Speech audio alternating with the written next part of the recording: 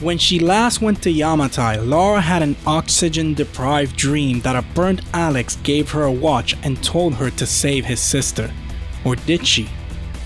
Welcome to Summed Up, the series where I take a game or piece of game media, summarize it, and then give it back to you. In this one, I go over Tomb Raider: Secrets and Lies.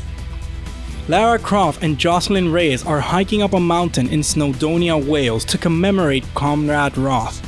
Once at the peak, Lara goes to plant some daffodil bulbs when suddenly a hand bursts out of the dirt and grabs her wrist. It's Alex telling Lara to save her, to bring her the watch and she'll know. Freaking out, Lara walks backwards and off the cliff. Reyes rushes down after her and manages to catch her. Once back on stable ground, Lara searches her backpack for the watch the ghost of Alex had given her on Yamatai. It's a gift from Alex and his sister Cass to their father. Back at the apartment, Lara is on the phone with Alex's mother to ask about Cass's whereabouts. Sam walks in and asks where they're headed off to. Lara replies that Cass was last heard of in Ukraine, but they lost contact with her a week ago. She then tells Sam that she has to go alone. Sam protests, but Lara insists that this time she cannot accompany her. Lara makes her way to Pripyat, the ghost city, neighbor of Chernobyl. As she makes her way through, a man in a group of tourists looks at her saying that she won't last, and another group of 3 people in hazmat suits on a rooftop are also watching her. Farther into the city, Lara is surrounded by a pack of wild dogs. Then someone puts a gun to her head. Upon seeing it's a woman, she ventures a guess and the woman confirms that she is Cass, Alex's sister. Cass disarms Lara, tells the dogs to stand down, and proceeds to blame Lara for Alex's death. Lara hands Cass the watch and she begins to calm down. Then the 3 men in hazmat suits show up and point their guns at Lara, claiming that she's an assassin come to kill Cass.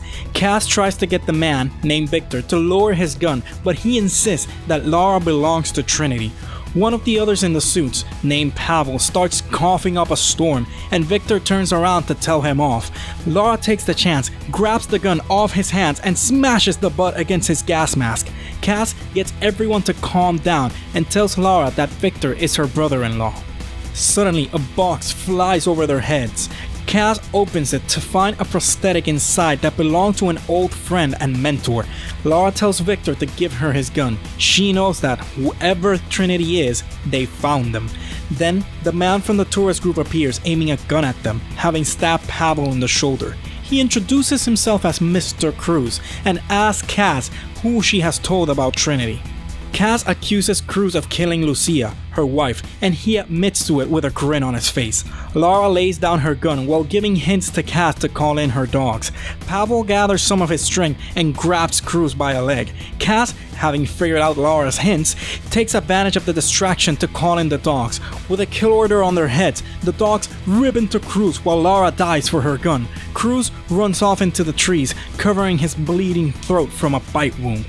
Lara starts to run in after him when Cass stops her. There's low-level radiation where they've been so far. The trees though? Not so much. Lara replies that she has to go after him or he'll come back for them. Cass's brother-in-law tells Lara that they'll come with her, but she turns them down, saying that they have to get Pavel to a hospital, and so she runs in after Cruz, leaving the others behind. Cruz catches Lara by surprise and stabs her. In the fight, Lara's gun falls off a cliff. They continue fighting, but fearing that she's going to lose, more from blood loss than from Cruz being the better fighter, Lara jumps off the cliff towards her gun. She hits the ground, in pain but alive, and opens fire on Cruz. Then she blacks out. Later, Lara comes to and finds Victor and Kirill looming over her. They offer their help and tell her that Cruz ran deeper into the woods. Between his wounds and the radiations level there, he won't survive. They carry her away, telling her that she has gained Trinity as an enemy on this day, but she has also gained them as family. Back at their house, Lara lies in a bed when Cass's mother-in-law barges in and tells her sons, who were just standing there staring at Lara, to get out of her way. She introduces herself as Varvara and starts tending to Lara's wounds. After Lara asks, the woman tells her that they all lived there, even though the place was evacuated long ago, because they refused to leave and no one could force them to. Now her sons get paid for being there and keeping the reactor patched up so the radiation won't leak any further. Once Varvara is done, Lara gets off the bed and suits up to go out to look for Cruz. When they hear a helicopter approaching the house, Lara tells them that it must be Cruz with reinforcements and, since he's after her, she'll lead them away. Varvara replies that he killed her Lucia. They'll fight because it's personal, because it's family. Then, Cruz commands the chopper to fire a missile at the house. After the dust has settled, soldiers from Trinity go into what remains of the house. Lara bursts out of the remains, grabs the rifle Varvara had and opens fire on them. While ducking for cover, she finds Victor, dead, and close by she sees Varvara with Carol as he's dying. Varvara asks if Lara has another gun, so Lara throws her gun at the mother. She then throws a teddy bear into the air to serve as a distraction so she can jump to some beams hanging from the ceiling in order to swing herself to a rifle that was hanging there. The two then open fire on the soldiers. Outside, Cruz gives the order for a second missile to be shot at the house. The soldiers run out and Varvara shows Lara the door to a cellar. They get down there just in time to save themselves from the explosion, but their weapons got left behind. Because of this, they have to make their own and start putting together Molotov cocktails. Once out of the cellar, Lara uses the Molotovs to take out one of the soldiers. She then runs through the blaze to take his gun.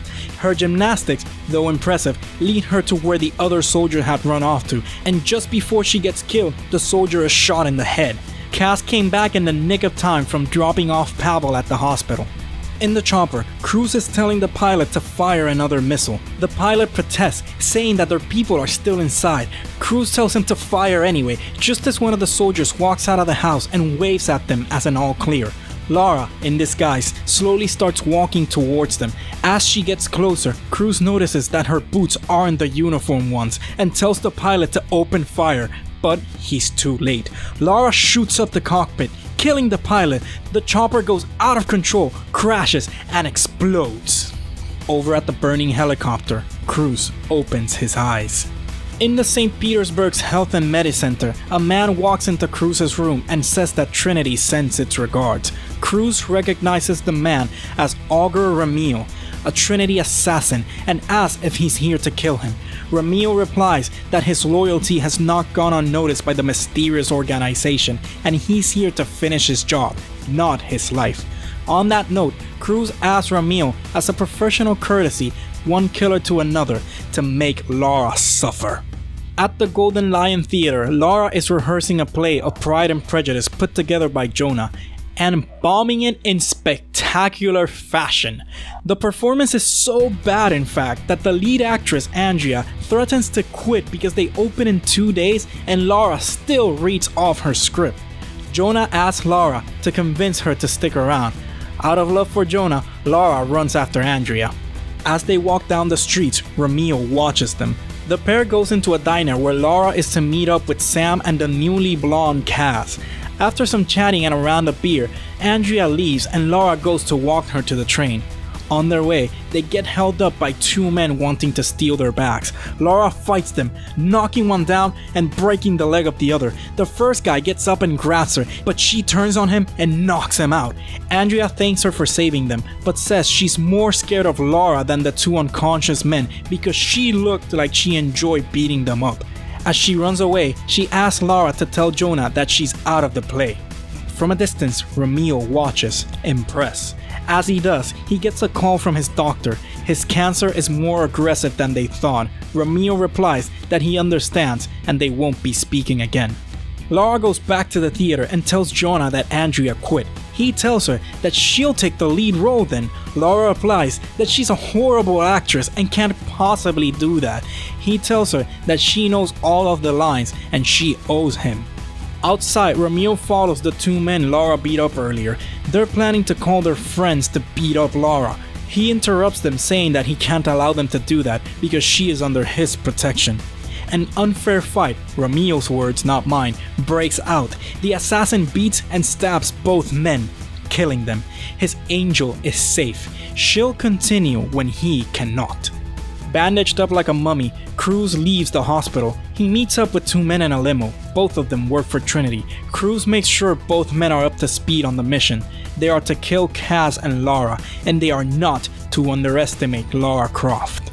Meanwhile, in the theater, the great woman herself is puking her guts out just before final dress rehearsal. Sam gives her a pep talk and convinces her to carry on with the play.